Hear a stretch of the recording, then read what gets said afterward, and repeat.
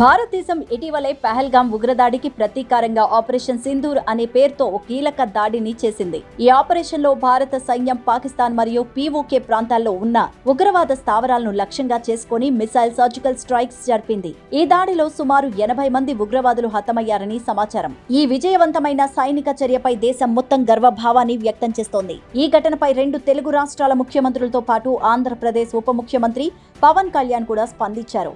భారత సైన్యం చూపిన ధైర్యం, స్పష్టత ప్రతి భారతీయుడికి గర్వకారణమన్నారు పవన్.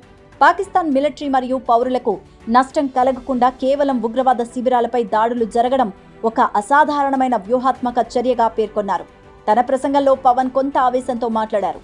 గాంధీ సిద్ధాంతాలపై నడిచిన దేశంగా మన భారతదేశ చరిత్ర గొప్పదంటూ గుర్తు చేస్తూ, శాంతి మార్గాన్ని అనుసరించిన దేశం వెలుపల నుంచి కొందరు దేశంలోకి ప్రవేశించి మతాన్ని ప్రశ్నిస్తూ హిందువులను టార్గెట్ చేస్తూ ఉండడాన్ని తీవ్రంగా విమర్శించారు.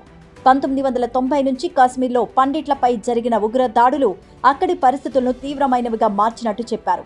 అంత్యక్రియల సమయంలో కూడా హత్యలు చేయడం ఒక మానవతా వ్యతిరేక చర్య అన్నారు. ఈ రోజు ఉదయం జరిగిన పరిణామాల నేపథ్యంలో పవన్ సోషల్ మీడియా విషయంలో కూడా తన ఆందోళన వ్యక్తం చేశారు.